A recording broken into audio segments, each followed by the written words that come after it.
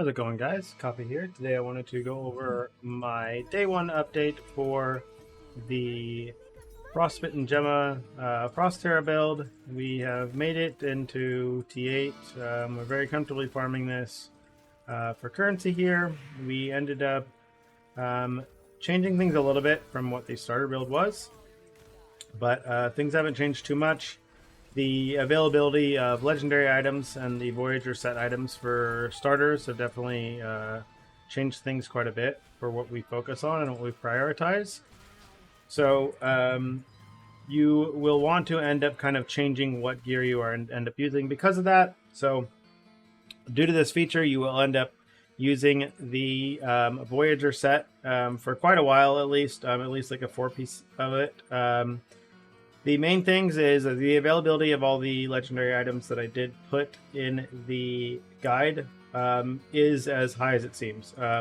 Even higher, I can probably update these, to be honest. I can move Traceless Pain to be shown in there because it is very, very easy to get, especially with the event that's going on. Same with Strange Snow. Same with our Kingly Armor. And then I am just using a... Again, the set bonus right now instead of Corrupted Marrow. But as soon as I find a Corrupted Marrow, I will want to end up changing this again and probably dropping the set bonus. But right now, I need the resistances. As you can see, my resistances are still not very good. So the 4-piece set bonus that's giving me 15% all res is definitely coming in handy there. So I'm taking advantage of that. But as you can see, all of the set gear, if it's in the normal slot, it can still get Affliction effect on it, as you expect. Your Strange Snow here is going to be the best item that you can possibly get for the necklace slot because you can get 120% affliction effect here as well as craft another affliction effect on it. So if you get these both to T0, you're over to like 210%, something like that. Very, very good. They are very, very good. Same thing for a helmet. You just can get affliction effect helmet if you can't get a corrupted marrow. I haven't seen those dropping. They don't drop with legendary aptitude, so maybe that's why they're a little bit harder to get than the other stuff. But let's go ahead and finish this map, and then we will go over the skills for it. So with the league mechanic, this Frostbitten Gemma, again, is pretty solid. She is handles the content very well, just because, again, all the extra freezing is definitely helping with a lot of the stuff. For mapping, I actually did end up making a change here. I forgot that I was using Frigid Transmission instead of Blink, just because with a lot of the maps, you can actually get it to where you are getting quite a bit of resets off of everything. You probably can't really do this as much early on, but as you get later in, you definitely can. The league mechanic itself that has this boss here, this Bloody Mary enemy here, which will chase you around. So pretty much this part of the mechanic is basically copy pasted directly from the nightmare mechanic from basically the dream, the nightmare league mech. So it's the same thing. You have that same enemy that's chasing you forever. They're unkillable and they have an attack that will attempt to one-shot you. Feels like a lot of their attacks are actually pretty much the exact same attacks as the charge attacks from prior. So there may be a little bit different, but you can see basically the rewards that you get for this as you start to put points into your city tree here, or the tree rather for the league mech, is that you will basically get some additional rewards. Then it will turn it to where every single league mechanic you do or every single mob you kill in the map will work towards the actual rating that you get in the map. And as you can tell, legendary items are dropping like crazy. So pretty much any legendary item that you would want, as long as it's not a boss drop, you're going to have no problem getting it or no problem getting access to it. So, oops.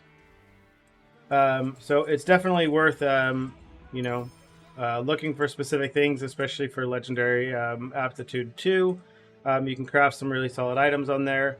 And then there are some points on the Atlas tree that I am going to recommend everyone takes just to help themselves gear out very, very early. So now that we finished this, let's go ahead and go over first the skills that we're using. We didn't really change anything here. This is all going to be exactly the same Frost Terra stuff. I am using just a life source because I don't use the mana, so you get just a little bit of extra life off of this. You can just continue to use compound source if you want. Frigid transmission is just giving me a little bit of extra resets if I am just trying to move really fast. And then we are running Starstalker here. If you are going to do like really hard bossing content, you can swap this to self-sacrifice, so it gives it 100% uptime, as well as increases the power on it by quite a bit. And then you would change your blurry steps over to a biting cold instead if you want the extra damage. Same thing goes the ice imbue. You would swap this over to a summon frost spirit here with the support on. You would change the summon frost spirit with there's a support that makes your minion take 8% of the damage that you take for you. So you get a little bit of extra defenses there, as well as the regen from the Frost Spirit. And then you would just basically take one of these selfishnesses off in order to have the reservation to get there. In regards to the tree, pretty much the same. I did take slightly less sealed mana, and I did increase my skill area. I put some points into skill area instead, just to get some extra range on my explosions. And some extra range just like on everything I do. We're down to, again, the same 2 points in this. Grab some res. I didn't end up needing the sealed mana here. I mean, it would probably still be worth it to take, but again, I'm just taking that extra skill area right now instead. And then we do have our few points here in flat int. We don't have enough int on gear to justify these 4% int nodes yet. As soon as you get to like 200 int, then these points will be worth the same ones as these. And they will scale even higher, right? So as soon as you actually get more int, you'll probably want to move points into the int nodes over here. But yeah, everything else is following just the exact same tree as before. In regards to the gear, just do the same thing. I was just searching for gear that had spell levels and affliction effect, or affliction effect and anything else. I was able to craft myself 2 like decent little wands to start off with now. Same with the King's Boon. I was able to get a decent pair here with some T3 movement speed. These are level 100. I think I bought these for maybe 7 or 8 FE. So I could get these up to a higher amount of movement speed. I just haven't bothered to recraft them yet. So, yeah, same thing. Strange Snow, if you can buy a good one with a T1 affliction effect that's like a legendary aptitude 3, you can definitely get yourself something really nice with that. And then for your kingly armor, you're basically probably just going to end up needing resistances because, as I mentioned before, it's really hard to cap the resistances with everything that you have here. In regards to slates, I still just have some pretty janky slates. You do want all the slates that just have +1 persistent on them, but they were like 50 FE at the time, so I didn't really get any of them. I have like a slate here that gives me blur, as well as I have like this extra little slate over here just for some extra damage with some base ailment damage here. You don't really have any good chance to actually proc any of these things, so it doesn't really do much, but it's just giving me a little bit of dot damage, and I don't really have a better slate to put in here.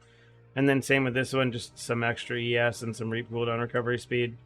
That's it. And then this slate here is just an extra 5% additional damage against frostbitten enemies. So my slates definitely need work on them, but this is kind of where I'm at with the build right now. And yeah, I'm enjoying the build. She's nice and clean, nice and smooth. I think you will still end up wanting to transition over to ES eventually, and even drop the concentrated support, and you move to like the proper like 4 aura kind of setup, or 3 auras with the ice imbue. But again, while you don't have the gear here, you can basically just again continue to use the Voyager set.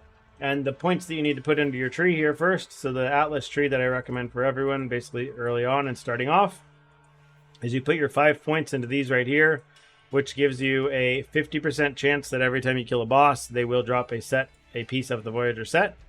Yeah, this includes all, yeah, so this is nice. Basically, you're going to get these, and you'll basically get your set bonus really fast. And then as well as you are, when you're in TM7 again, or 8, you're still getting these to drop. They can drop with up to legendary potential 2 or legendary aptitude 2. which does make them drop a lot. You can put your points in this one as well. I don't think this one is really necessary. I'm already getting like such a glut of the items that I don't really think I need them, but I'll probably give them a test when I have some spare points. And then the rest of that, you're basically just filling out your tree here. Once you get to T7, this will help you accelerate through T7 and T8 because it will duplicate your star shard drops here. Gives you a 40% chance to duplicate your star shard drops at T7 or higher. So it doesn't help you progress through the lower areas, but it does help you progress through the higher ones. So that's really, really nice. And then the rest of this is just, again, it's going to continue to give you another realm to pump through. And then basically all of these chest things, these are all basically extra bonuses on killing bosses for the most part. So it's just all basically built for doing a boss rushing strategy, which while you're leveling through the another realm for the first time, that's kind of what you want to be doing.